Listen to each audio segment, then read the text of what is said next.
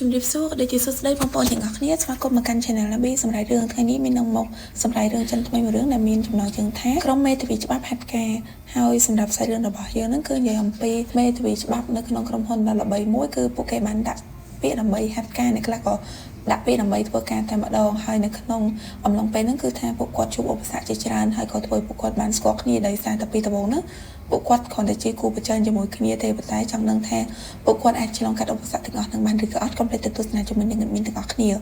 ាផ្ដើមដំបូងនៅក្នុងសាច់រឿងរបស់យើងហ្នឹងគឺគេបង្ហាញនៅក្នុងឆ្នាំ2024នៅក្នុងទីក្រុងប៉េជីងហើយគឺបង្ហាញនៅក្នុងក្រុមហ៊ុនមួយដែលមានឈ្មោះថា Jun and Law ដែលជាក្រុមហ៊ុនច្បាប់ដ៏ល្បីហើយក៏មានបុគ្គលិកជាច្រើនចង់ធ្វើការនៅក្នុងក្រុមហ៊ុនមួយហ្នឹងដែរអំឡុងពេលហ្នឹងក្រុមហ៊ុនគឺកំពុងតែមានការសម្ភាសបុគ្គលិកជាច្រើនដែលមើលទៅបុគ្គលិកម្នាក់ៗដែលមកសម្ភាសហ្នឹងគឺសិតសឹងតែជាបុគ្គលដែលគាត់មាន background រៀននៅសាកលវិទ្យាល័យល្បីៗដូចជាប្រាសង្ហាម្នាក់នេះគាត់មានអាយុ23ឆ្នាំគាត់ក៏ជាតួឯកប្រុសរបស់យើងដែរដែលមានឈ្មោះថាជាងឆាយជាងឆានគឺគាត់បានសិក្សានៅក្នុងសាកលវិទ្យាល័យ Harry ហើយស្រីស្អាតម្នាក់ទៀតដែលបន្ទាប់ពីជាងឆានហ្នឹងគឺជាតួឯកស្រីរបស់យើ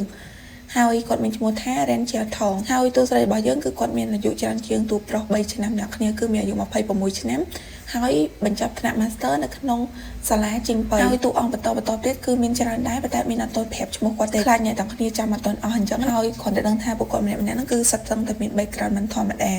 ាគ្រាន់តែថាក្នុងចំណោមហ្នឹងគឺមាននារីម្នាក់នេះគឺគាត់រៀងក្មេងជាងគេដែលមានអាយុត្រឹមតែ21ឆ្នាំហើយពីហ្នឹងគេមានអាយុ23 24 25អីអញ្ចឹងទៅហើយតួស្រីយើងគឺអាយុលើសគេ26ឆ្នាំក្រោយពីចប់ការសម្ភាសន៍ហ្នឹងយើងក៏បានឃើញបេក្ខភាព7រូបដែលគាត់មើលទៅលេចធ្លោជាងគេហើយអាចនឹងចប់ការសម្ភាសន៍ហ្នឹងនៅក្នុងចំណោមហ្នឹងក៏មានតួឯកប្រុសតួឯកស្រីរបស់យើងដែររូបភាពគេក៏បានកាត់មកមួយសប្តាហ៍ក្រោយមកពេលដែលតួស្រីគាត់កំពុងតែនៅក្នុងបន្ទប់ហើយពេលហ្នឹងគឺម៉ាក់របស់គាត់ក៏បានខលមកគាត់ដែរប៉ុន្តែគាត់ដូចជាអត់បានលើកទេដោយសារតែគាត់រវល់ដេកក្អែអញ្ចឹងទៅប៉ុន្តែតួស្រីគាត់ដូចជាអត់សូវចង់និយាយជាមួយនឹងម៉ាក់របស់គាត់ផងមកទៅបន្ទាប់ពីដេកក្អែហើយហ្នឹងគាត់ក៏បានដើរចេញទៅក្រៅបន្ទប់របស់គាត់ហើយគ្រាន់តែតួស្រីដើរផុតទៅម្ចាស់អាគារហ្នឹងគាត់ក៏បាននាំជើងសោហ្នឹងម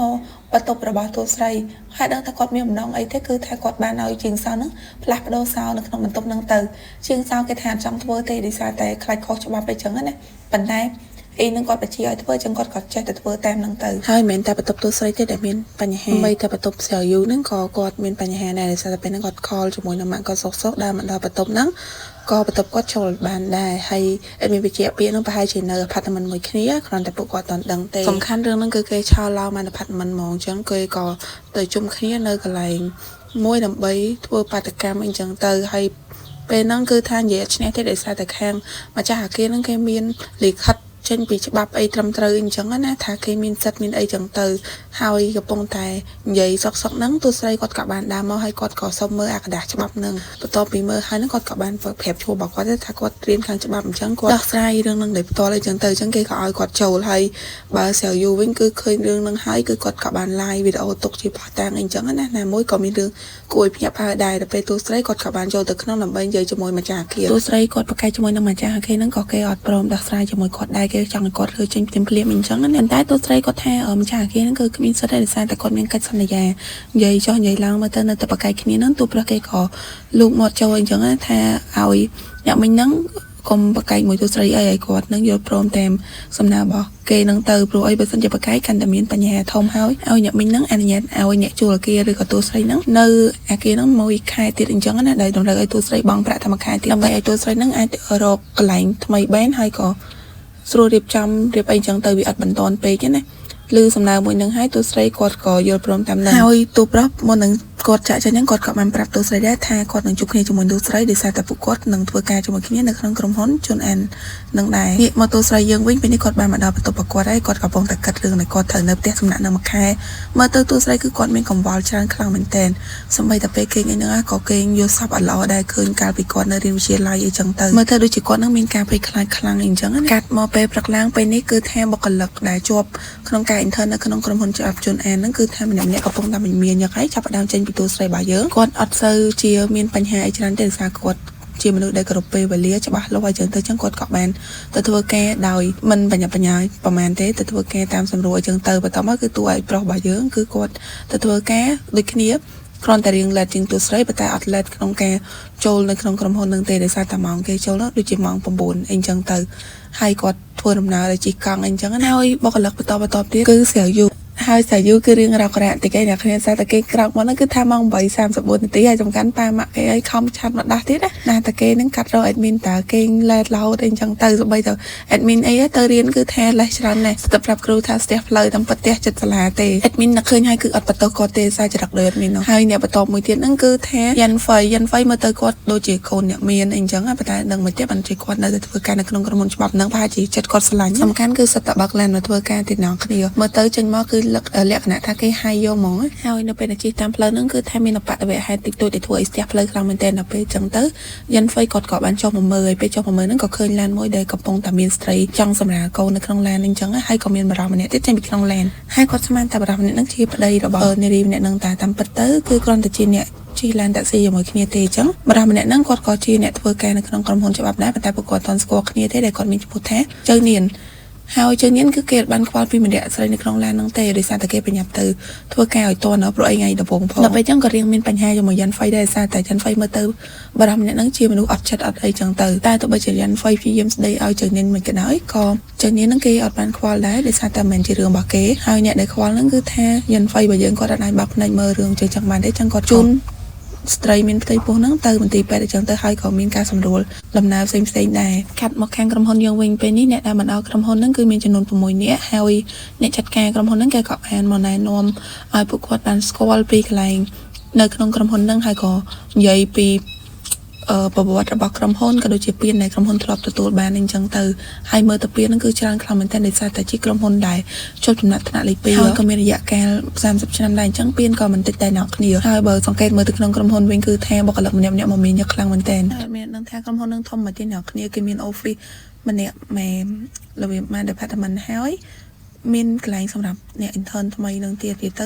គឺធំខ្លាំងមែនទែនសំខាន់មិនលំទេណាគេមក intern ហ្នឹងក៏គេមានប្រាក់ខែដែរសំខាន់គេមានវគ្គសិក្សាទៀតដូចជាឥឡូវចឹងបន្ទាប់ពីណែនាំពីក្រុមហ៊ុនហើយហ្នឹងគេក៏បាននាំពួកគាត់ទៅក្នុងបន្ទប់ដែលពួកគាត់ត្រូវរៀនថ្ងៃហ្នឹងនិយាយទៅគេមកគេមិនឲ្យធ្វើការងារភ្លាមណាព្រោះឲ្យក្រុមហ៊ុនធំអញ្ចឹងគេអត់ទាន់ទុកចិត្តឲ្យយើងធ្វើការទេគេឲ្យយើងទៅសិក្សាស្វែងយល់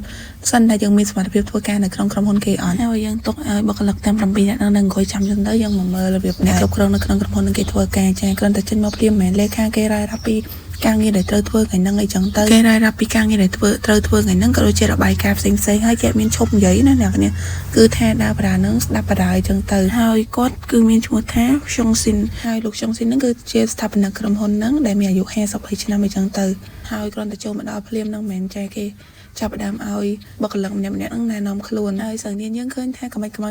ើយតែក្លាហានជាងគេលើកដៃណែនាំខ្លួនមុនគេអញ្ចឹងទៅគេប្រាប់ថាគេឈ្មោះស្រីនាងហើយគេចូលចិត្តអីអញ្ចឹងណាហើយមើលទៅការណែនាំខ្លួនរបស់គេហ្នឹងគឺថាមានតាក់ទងមួយការងារអីតែគេប្រាប់ពីចំណងចំណុចចិត្តរងថ្ងៃទៅគេចូលចិត្តញ៉ាំដាស់កោញ៉ាំអីចឹងទៅនិយាយទៅចេញមកកំ pl ែងហ្មងអ្នកខំទៅផ្សាយដាស់កោឲ្យញ៉ាំគ្នាតែយ៉ាងណាក៏គេមានភាពក្លាហានក្នុងការណែនាំខ្លួនដែរជាយូបកស្រាយហើយហ្នឹងលោកស៊ីនហ្នឹងគាត់ឆ្ងល់ពាក្យមួយគឺពាក្យ with មានន័យថាម៉េចអាវិយមតែសាយូអត់តាមបានឆ្លើយទេអាប៉ែជើងនេះហ្នឹងគេបានលើកដៃនិយាយមុននិយាយទៅនិយាយកាត់គេហ្មងអាប៉ែហ្នឹងចេញមកគឺថាកាច់កាំងហ្មងអាប៉ែហ្នឹងគឺគាត់មានអាយុ25ឆ្នាំហើយការណែនាំខ្លួនរបស់គេហ្នឹងគឺចេញមកបែប professional លឿនអីចឹងណាបន្ទាប់ពីនិយាយហើយហ្នឹងគេក៏ទះដៃឲ្យអញ្ចឹងទៅអ្នកបន្ទាប់ហ្នឹងគឺថា leaker អ្នកគ្នាហើយ leaker គឺគេមានអាយុ24ឆ្នាំប៉ែនេះក៏ស្រៀងនឹងសៅយូរដែរគេរៀងកំ pl ែងអញ្ចឹងណាហើយគេក៏បានអួតថាសមត្ថភាពគេនឹងខ្លាំងហើ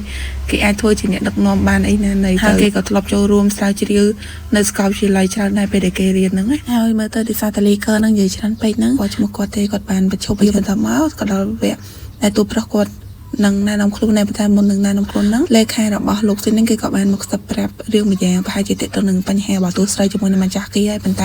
ែគាត់ក៏អត់មានថាអីដែរគាត់ឲ្យបន្តកម្មវិធីនឹងទៀតណាហើយទូប្រុសគេក៏បានណែនាំខ្លួនទៅថាគាត់នឹងឈ្មោះជាងបានសិក្សានៅសាលាច្បាប់ Harry ហើយគេធ្លាប់ចុះកម្មសិក្សានៅក្រុមហ៊ុនរបស់សហរដ្ឋអាមេរិក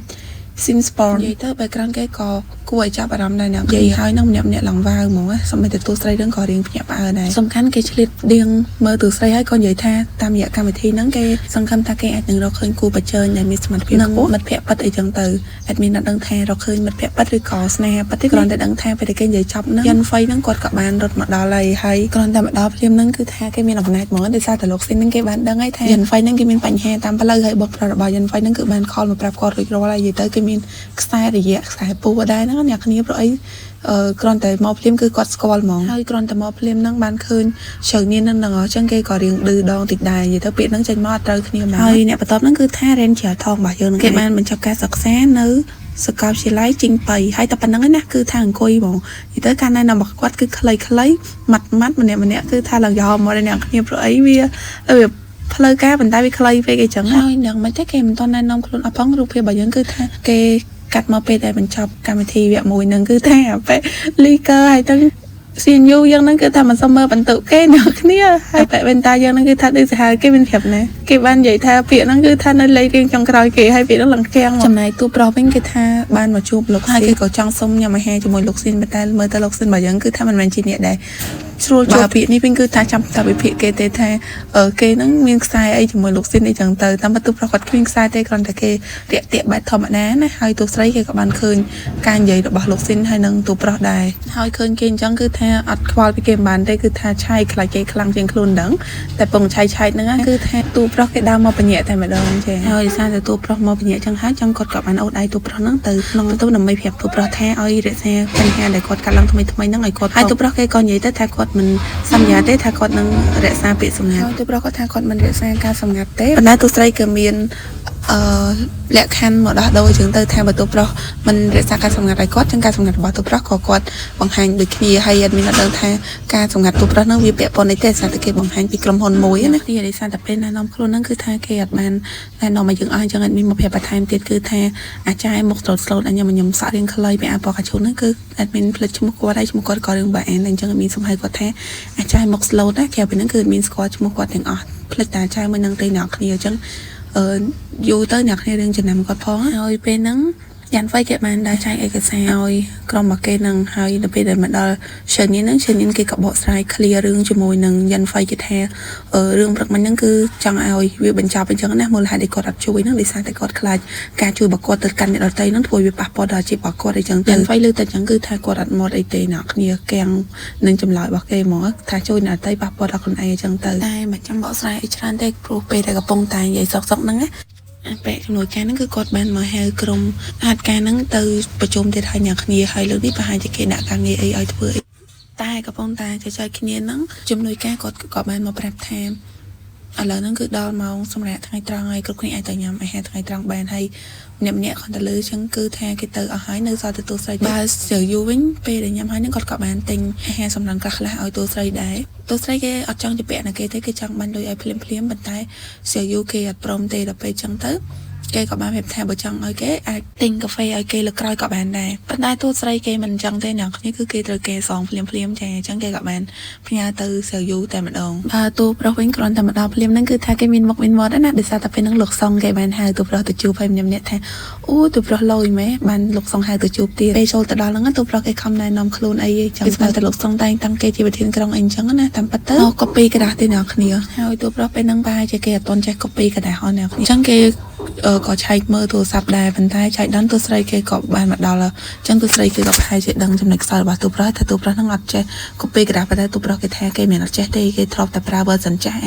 ម៉ាស៊ីនថ្មីនេះគេអត់ចេះអញ្ចឹងទៅតែទូស្រីគាត់មិនខ្វល់ថាទូប្រុសចេះឬក៏មិនចេះទេសំខាន់ដាក់กระดาษឲ្យហើយកូពីចេញមកបានគឺថាចាប់ការងាររបស់គាត់ហើយគេក៏ដល់ពេលចូលមករៀនបន្តអ្នកគ្នាថ្ងៃហ្នឹងគឺគេមានករណីមួយឲ្យក្រុមរបស់គាត់ហ្នឹងគឺដោះស្រាយដោយសារតែមានអបតវហេតុមួយកាត់ឡើងដោយសារតែអ្នកបើកខុសបច្ចេកទេសក៏មានអបតវហេតុអញ្ចឹងណាហើយគេសើពីរឿងក្តីហ្នឹងហើយម្នាក់គ្រាន់តែស្ដាប់រឿងហ្នឹងហើយគឺថាសម័យដូចជាមានរឿងហ្នឹងគាត់ទៅមើលរឿងហ្នឹងគឺផ្ទាល់ហ្មងតាមពិតទៅគឺគ្រាន់តែជាការសម័យទេអ្នកគ្នាហើយរឿងក្តីនេះគឺគេឲ្យធ្វើថ្ងៃហ្នឹងនៅថឹមម៉ោង6ល្ងាចហើយអ្នកដែលធ្វើបាននឹងបានបន្ទុកខ្ពស់អញ្ចឹងទៅហើយម្នាក់គ្រាន់តែលើរឿងស្លន់ដែរអ្នកគ្នាសារតែលើម៉ោង2ជាងហើយអញ្ចឹងគេក៏បញ្ញាល់ទៅធ្វើទៅចំណែកអបជំនួយការហ្នឹងអូយស្អាតមែនអ្នកគ្នាគេឲ្យខ្ញុំឡើងស្រស់ហ្មងណាដោយសារតែគេមើលទៅប្រហែលជាគេធ្លាប់ធ្វើការងារបែបហ្នឹងកាលពីគេតំតែចូលដែរមកទៅបើខាងក្រុម intern របស់យើងវិញចាគ្រាន់តែលើភ្លាមហ្នឹងគឺថាម្នាក់សវ៉ាតមើលសភៅផងស្រាវជ្រាវផងដើម្បីបញ្ចប់រឿងក្តីហ្នឹងត្រឹមម៉ោង6ល្ងាច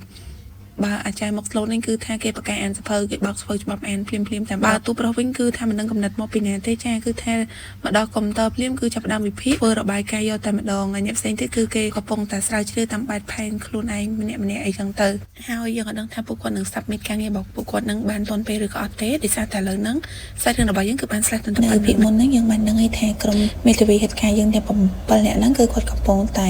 ធ្វើទៅលើករណីមួយដែលក្រុមហ៊ុនគេបានដាក់ឲ្យពួកគាត់ធ្វើហើយបន្ទាប់ពីធ្វើហើយហ្នឹងគេអត់ទាន់ចេញលទ្ធផលភ្លាមទេម្នាក់គាត់ក៏បាន submit ទៅទាន់ពេលវេលាដូចជាទូប្រុសហើយនឹងទូស្រីចឹងគេ submit លឿនជាងគេបន្ទាប់មកគឺ legal សូយូក៏ដូចជាយិនហ្វៃហ្នឹងគឺគាត់ submit ទាន់ពេលលើកលែងតែអាចឲ្យមក slot ទេដោយសារតែពេលហ្នឹងគឺមានអ្នកឆាតមករំខានគាត់ហើយ call បដៅចឹងទៅក៏ធ្វើឲ្យការ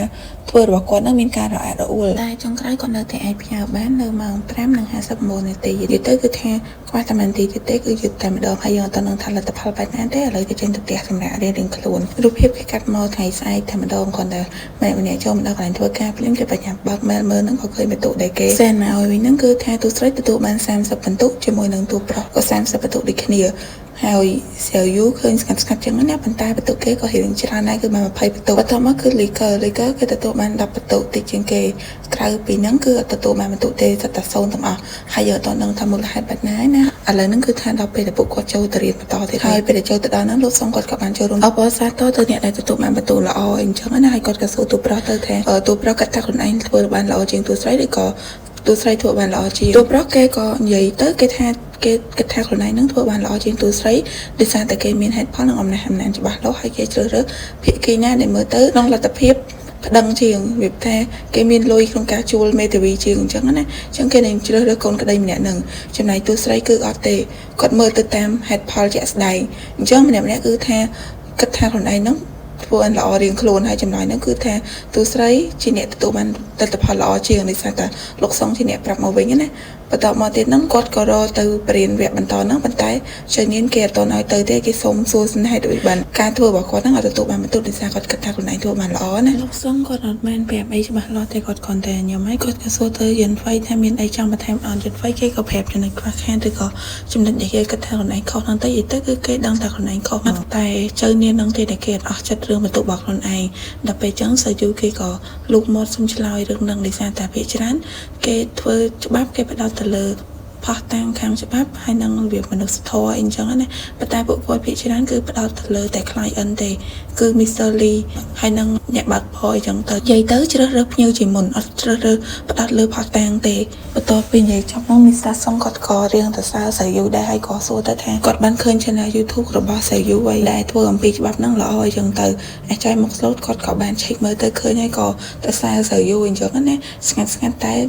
ល្បីសាហាវក្នុង channel គេអីចឹងទៅបន្ទាប់មកលោកសុងគាត់ក៏បានប្រាប់ឲ្យក្រុម intern របស់យើងនឹងទៅកែតម្រូវចំណុចខ្វះខាតរបស់ខ្លួនឯងរៀងខ្លួនពីកែតម្រូវហើយម្នាក់គេក៏បានត្រឡប់ទៅផ្ទះវិញហើយឃើញថាពីមួយថ្ងៃទៅមួយថ្ងៃពួកគាត់គឺខិតខំធ្វើការខ្លាំងមែនទែនដូចជាទូប្រុសអញ្ចឹងចេញពីធ្វើការគឺថាទៅផ្ទះសម្រាប់ហាត់ប្រាណបើទូស្រីចេញពីធ្វើការគេទៅញ៉ាំមីញ៉ាំអីហើយទៅគេងយកតែម្ដងវាខាតរីធ្វើការហត់ខ្លាំងអញ្ចឹងហើយម្នាក់ហ្នឹងគឺថាមានភាពផ្ទាល់ខ្លួនរៀងខ្លួនដូចសូយូអញ្ចឹងគឺគេបាន call ទៅប្រាប់ប៉ាម៉ាក់របស់គេអ្នកផ្សេងទៀតក៏របៀបមានសកម្មភាពផ្សេងគ្នាដូចគ្នាដែរកាត់មកថ្ងៃបន្ទាប់ពួកគេមកធ្វើការដូចធម្មតាហើយពេលនេះគឺទូស្រីគេទទួលបាន email មួយដែលឲ្យគេបង្កើតនៅក្នុងករណីមួយដែលមានទទួលស្រីទៀតដែលមានករណីពិសេសបែបហ្នឹងទូស្រីគឺគាត់សប្បាយចិត្តខ្លាំងមែនទែនហើយគាត់ក៏បានខិតខំធ្វើការជាងមុនដែរគ្រាន់តែថាថ្ងៃនេះខុសពីថ្ងៃធម្មតាពេលដែលចេញទៅផ្ទះហ្នឹងអាចមកសូនហ្នឹងគេក៏ទទួលបានព័ត៌មានមួយគឺទូស្រីហ្នឹងធ្លាប់មានបញ្ហានៅកន្លែងស្នាក់នៅ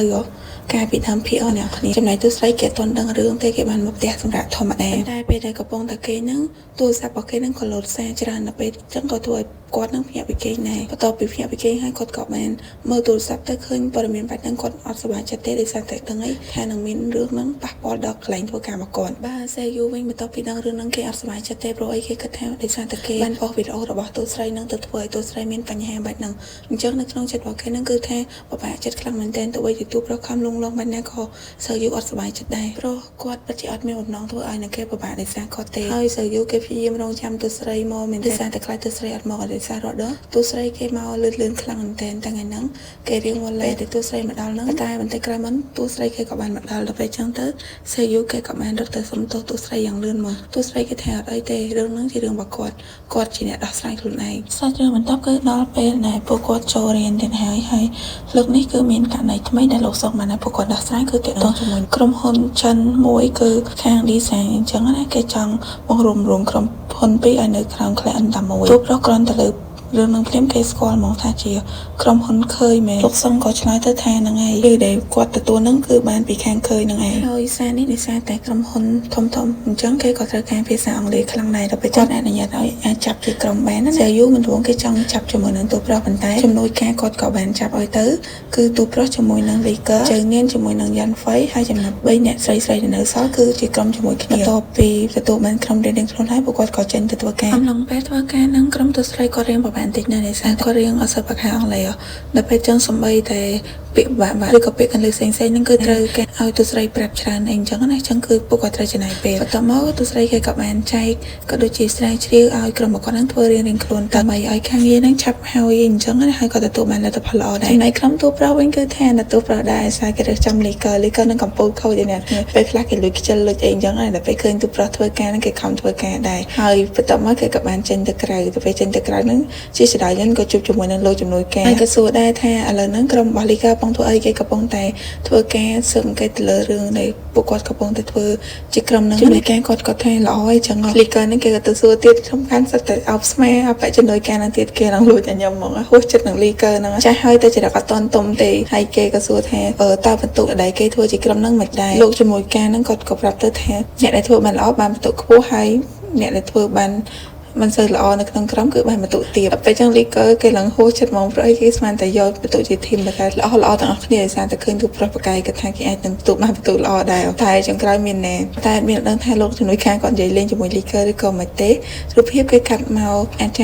មុខស្លូតរបស់យើងពេលនេះកំពុងតែសេរីដោយសារតែគាត់ពិបាកក្នុងការបកប្រែភាសាអង់គ្លេសហើយក៏ដូចជាបន្ទុករបស់គាត់កំពុងតែធ្លាក់អីចឹងទៅតែចេះសំណាងដែរដោយសារពេលហ្នឹងសេយូគេថាគេនឹងជួយអាចមុខស្លូតនឹងអញ្ចឹងទោះបីជាគេមានការងារក៏ដោយទៅសេយូគឺថាមនុស្សល្អហ្មងអ្នកគ្នាតពីនិយាយគ្នាហើយហ្នឹងគេក៏បានដើរមកធ្វើការបន្តទៀតជាមួយនឹងទូស្រីស្របពេលហ្នឹងយិនហ្វៃគេក៏បានយកឯកសារដែលគេធ្វើហើយនឹងឲ្យទូស្រីពិនិត្យមើលហើយសេយូគេឡើងលន់មាត់មកថាយិនហ្វៃហ្នឹងគឺប៉កែហ្មងយិនហ្វៃគេក៏ថាទៅសេយូហ្នឹងក៏ប៉កែបកប្រែដែរទូស្រីនៅពេលដែលពិនិត្យឯកសារហើយហ្នឹងគាត់ក៏ឃើញកន្លែងនៃគួរឲ្យចាប់អារម្មណ៍ហើយគាត់ក៏បានដើរទៅ copy กระดาษហើយអំឡុងពេល copy ហ្នឹងกระดาษអស់ហើយដល់ពេលចឹងគេក៏រកមើលกระดาษដែលត្រូវដៃពេលហ្នឹងទូប្រុសគេក៏មក copy ដូចគ្នាឃើញទូស្រីអញ្ចឹងគេក៏ជួយនិយាយទៅឥឡូវគេចេះជួយយកសារគ្នាទៀតណាប៉ុន្តែមិនដឹងថាក្នុងគោលបំណងល្អឬក៏មិនល្អទេអ្នកគ្នាសំខាន់ពេលហ្នឹងក៏ជាលេខអូទូស្រីទៀតថាឥឡូវហ្នឹងគេចេះប្រើប្រាស់ម៉ាស៊ីន print ហ្នឹងឯងបន្ទាប់ពីអូនហើយហ្នឹងគេក៏រើសឯកសារឲ្យទូស្រីប៉ុន្តែពេលដែលរើសហើយហ្នឹងក៏ឃើញកន្លែងនៃទូស្រី note ចំណាំហ្នឹងគឺពាក្យអាញាបាន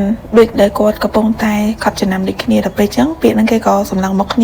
ាប្រហែលជាមានរឿងត្រូវកាត់គូមួយគ្នាឲ្យមកទៅហើយពួកគាត់ពិតជារួមដៃជាមួយគ្នាមែនដោយសារតែការងារមួយហ្នឹងគេអត់បានឲ្យព័ត៌មានទៅកាន់ទាំងពីរក្រុមហ្នឹងពេញលេញទេដូចគេឲ្យទៅខាងទូស្រីមកកណាត់មុខហើយទៅខាងទូប្រុសមកកណាត់ក្រោយចឹងតើតពួកគាត់រួមដៃគ្នាធ្វើការងារមួយហ្នឹងទៅជុកនិយាយទៅបើថាមានស្មានមានគេថាក្នុងករណីទី2នេះគេប្រហែលជាចង់ឲ្យពួកគាត់ទាំងអស់គ្នាហ្នឹងរួមដៃគ្នាសាមគ្គីគ្នាដើម្បីដោះស្រាយរឿងក្តីមួយហ្នឹងអញ្ចឹងករណីទី1គេចង់រកសមត្ថភាពថានឹងគេខ្លាំងជាងបកាយជាងវៃឆ្លាតតែដល់ករណីទី2គេចង់ឲ្យពួកគាត់ធ្វើការងារជាក្រុមឲ្យបានល្អហើយអ្វីណាពិបាកមួយទៀតហ្នឹងគឺដោយសារតែបើសិនជាធ្វើការលើនេះពួកគាត់ខ្លាចអត់តាន់ពេលវេលាហើយក៏មានបញ្ហាជាច្រើនទៀតហើយកំពុងតែអត់យល់ពីគ្នាផងហ្នឹងអាប៉ែលីកើហ្នឹងគេក៏បានបាត់ទ្វារចូលមកថាមករកទូប្រុសទេតែដល់ពេលមកឃើញអញ្ចឹងគេមានអារម្មណ៍ថាគេដូចជាមកខុសចង្វាក់មិនដឹងតែគេឡងសួរហ្មងថាព្រានហ្នឹងកំពុងតែធ្វើអីមែនទូប្រុសគេអត់និយាយច្រើនទេគឺគេហៅឲ្យអ្នកគ្នាហ្នឹងមកបោះឆ្នោតហ្មងថាគួរធ្វើរឿងហ្នឹងឬក៏អត់ដោយជាដំបូងហ្នឹងគេបញ្យល់ពីរឿងរ៉ាវដែលគេកំពុងតែស៊ើបពីករណីហ្នឹងសិនព្រោះអីមានតែគេហើយនឹងទូស្រីទេដែលយល់ពីបញ្ហាដែលគេកំពុងតែគិតហ្នឹងក្រុមហ៊ុនពីរដែលរួមបញ្ចូលគ្នាហើយក្រុមហ៊ុនមួយចង់បានការគ្រប់គ្រងខ្ពស់ជាងឬក៏មានន័យថាការចាត់ចែងផ្ទាល់ខ្លួនហ្នឹងតើតាគេហ្នឹងមានអាជ្ញាប័ណ្ណផ្ដាច់មុខអីអញ្ចឹងណាហើយមានផ្លេចបញ្ជាក់រឿងរ៉ាវ ដែលគេកំពុងតែឲ្យក្រុមគាត់ដោះស្រាយហ្នឹងគឺមានក្រុមមេធាវីច្បាប់ផ្សេងហ្នឹងគេធ្លាប់ដោះស្រាយហើយគឺមានឈ្មោះថាក្រុមហ៊ុន Gem ប៉ុន្តែគេដោះស្រាយបានសម្រេចហើយនៅពេលដែលទូប្រុសគាត់បញ្យល់រួចរាល់ហ្នឹងគ្រប់គ្នាគេអត់ចង់ធ្វើទេដោយសារតែខ្លាចធ្វើហើយវាអត់ទទួលបានផលហើយខាតពេលដល់ថ្ងៃដែលត្រូវបញ្ជូនឯកសារបើអបលីកវិញគេបោះឆ្នោតមកគេមកថាគេអត់ព្រមទេគេត្រូវការគ្រាន់តែបកប្រែឯកសារដែលមានព្រោះគេត្រូវការគេចង់ចំណាយពេលផ្ដេសផ្ដាសឲ្យខាតឲ្យគ្រប់គ្នាដូចជាអាចារ្យមក slot sell you អីហ្នឹងគឺគេយកស្រាប់ជាមួយ leaker ទាំងអស់តែមានណែអ្នកគ្នាពេលហ្នឹងទូស្រីយើងហ្នឹងគេចេញមក control ទូប្រុសដល់ពេលអញ្ចឹងក៏ធ្វើឲ្យកំណត់របស់គ្រប់គ្នានេះផ្លាស់ប្ដូរគ្រាន់តែថាតែគេត្រូវទៅរកឯកសារដើមនោះមកពីណាព្រោះឥឡូវហ្នឹងបើមិនជាគាត់ទៅរំខានលោកសុំវាមិនសមបើទៅរំខានលោកជាមួយខាខ្លាចគេមិនជួយអាហ្នឹងជាការងាររបស់គាត់ដែលគាត់ដាក់ឲ្យបើជើងញៀនវិញគេបើជើងញៀនវិញពេលដែលលើទូស្រី control អញ្ចឹងគេគាត់ថាឲ្យទូស្រីទៀតថាទូស្រីហ្នឹងចង់អូសពួកគេទៅទម្លាក់ជ្រុះដែរមែនព្រោះអីធ្វើអាហ្នឹងទៅវាមានអារម្មណ៍ថាដូចជាប្រថុយប្រឋានខ្លាំងពេកហើយទូស្រីគេអះអាងថាការដែលយើងព្យាយាមរកឯកសារដើមមកពេលនេះក៏វាអត់សូវទទួលបានផលអីដែរព្រោះការដែលយើងបកប្រែឯកសារយើងមិនអាចរកឃើញចំណុចបញ្ហាគ្រប់ជ្រុងជ្រោយទេដូច្នេះយើងគួរតែទៅមើលពីបញ្ហាហ្នឹងផ្ទាល់មកហើយបើសិនជាមានបញ្ហាអីគាត់នឹងសុខចិត្តឲ្យលោកសុងហ្នឹងកាត់បន្ទុកគាត់តែម្នាក់ឯងទេប៉ុន្តែទូប្រុសដូចអញ្ចឹងគេក៏ចេញមកដែរគេថាពួកគាត់ក៏មានបន្ទុកដែរអញ្ចឹងឲ្យគាត់កាត់បន្ទុកគាត់បានពាក្យហ្នឹងគេអះអាងអញ្ចឹងហើយគ្រប់គ្នាក៏រៀងមានការជឿជាក់ដែរអញ្ចឹងគេក៏យកព្រមធ្វើតាមសំណើរបស់ទូប្រុសទូស្រីទៅរួមដៃគ្នាធ្វើការងារមួយនឹងអីអញ្ចឹងហើយគ្រាន់តែស្រស់ស្រួលគ្នាអូខេព្រាមគឺនាំគ្នាធ្វើការទាំងយប់នឹងតែម្ដងហើយយើងទុកឲ្យពួកគាត់នៅធ្វើការនឹងសិនទៅព្រោះស្រីរបស់យើងគឺស្លេះតែប៉ុណ្្នឹងហើយកុំភ្លេចចាំតាមដានទស្សនាជាមួយនឹងមានភាពបន្តទៀតណានៅពេលនេះមានសូមជម្រាបលាតែប៉ុណ្្នឹងហើយបងប្អូន